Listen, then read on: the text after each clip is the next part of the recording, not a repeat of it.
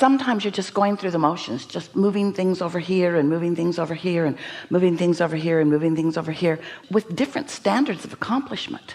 But we have only one question for you ever about anything that you're moving from place to place, or about anything that you're doing, and that is, are you enjoying it while it's happening? Because we want to bring your attention to the most practical effort or action or use of your time that you might accomplish.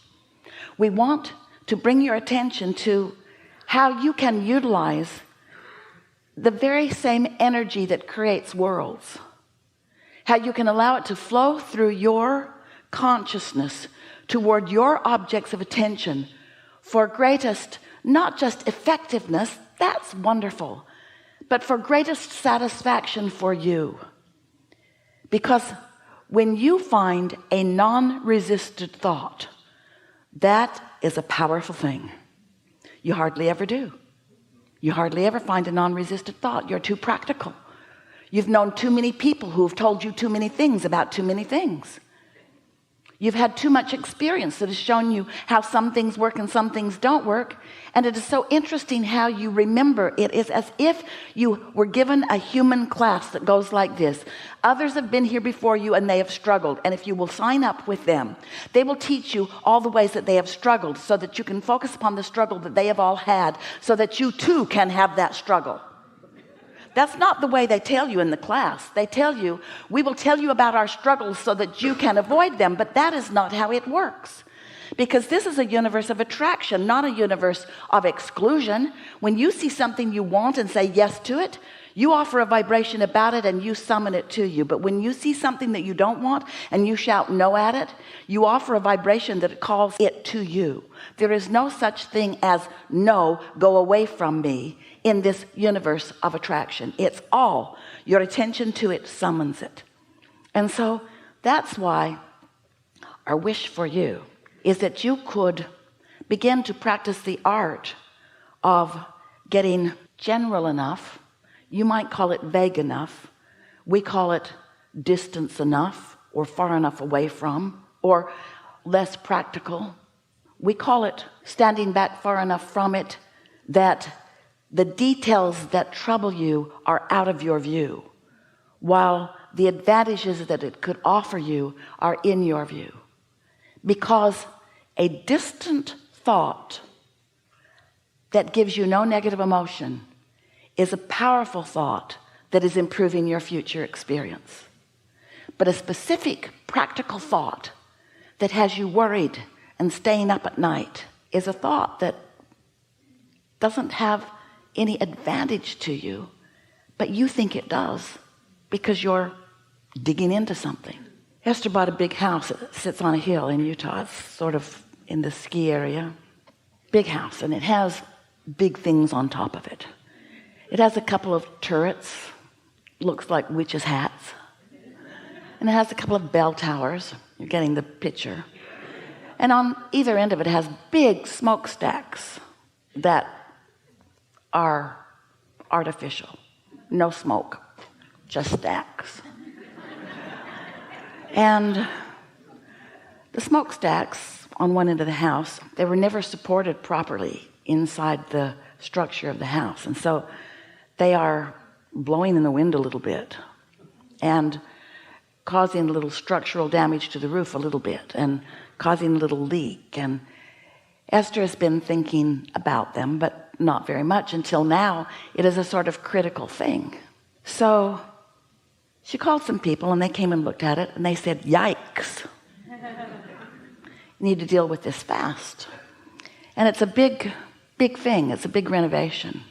And it's going to call for some engineering. Going to have to punch a hole in the house. They're going to have to bring cranes to the house. They're going to have to bring big cranes to the house. Those smokestacks are really far up. And when Esther thinks about it from her not engineering, very limited, she has never moved a smokestack in her life, point of view, what do you think happens to her? So easy to worry. That could fall on someone. It could cave in. It could ruin the house. It could cost a fortune. It could. And so she wrote a series of emails to the people that looked at it with her. And what she really wants to know is it better to take them down, or is it better to shore them up? What is the path of least resistance? But from her not engineering, limited point of view, what do you think this exercise in attention to something that she feels responsible for, what do you think it accomplishes within her energy? What do you think? It causes her to worry. It causes her to fret. It causes her to think worst case scenario. It causes her to remember the look on their faces. It causes her to see towering smokestacks falling into the neighbor's yard. In other words, it's so easy to negatively create around something so big, so really, really big, something so big and so scary, and something that we want to say to her, Esther, is not any of your concern. There are people who know what to do. Tell them to do it. So the conversation would go like this. If we were standing in Esther's physical shoes, see those smokestacks? Either take them down or make them stay. Whatever you think is best. I'll be back in 6 months. That's it. And then if Esther ever thinks of the house, she should think of the house as whole and beautiful and well, not smokestacks falling. You see what we're getting at? Something has made you and Esther believe that it's your job to get in the middle of everything, even things you don't understand. And you know what? Oh, we love you so much. You don't understand hardly anything. You don't understand the law of attraction. You don't understand electricity. You know how to flip the switches. That's about it. Even those who have harnessed it don't understand it. You don't understand the inner workings of your bodies. Your doctors don't either. You don't understand how consciousness flows. There are just things that you just don't understand. You cannot get detailed enough to understand them. And you can't step back far enough to get the big picture on anything. And yet somehow you've assigned yourself the responsibility of knowing everything about everything. And then you come away from event after event feeling not up to the task. And you know what? You're not up to the task. It's not your job to figure out how law of attraction works. It's only your job to know that when you don't feel good in a thought, you're contradicting your own energy stream and you're not helping whatever it is that you want. Can we get you to stand back into a more general place? Can we get you to help Esther not worry about her house? Can we get you to a place where you can just trust that things are working out for you and that whatever you need will come into place? And can we convince you that if you will trust that, if you will know that, and if you will practice lighter feeling thoughts, less intense feeling thoughts, if you can train yourself away from worry and into fun, and then you want to shout, Abraham, that's where I started out. I knew I was right when I explained that to my mother. When I said, I don't want to do that. And she said, well, there's plenty of things you don't want to do that you're going to have to do. No. When you do things you don't want to do, you set up a cross current of vibration within you, and you don't let the energy that creates worlds assist you in the way that it can if you'll be more light and easy about things. If we can convince you to take a more general view of things. But why is that hard for you? Well, we know some of the reasons.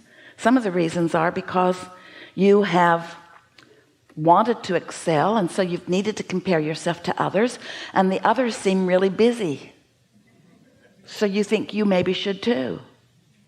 The others are measuring themselves against each other, and so you think you should too. But you're not factoring in the intentions that you were born with, the energy that creates worlds. You're not factoring in how open your valve is. You're not factoring in how clear your desire is. You're not factoring in how much introduction of resistance that you've got going on right here and right now. So this is sort of an orientation, a reorientation about who you are. We would like to convince you that you are so worthy that everything that you want can and is flowing to you.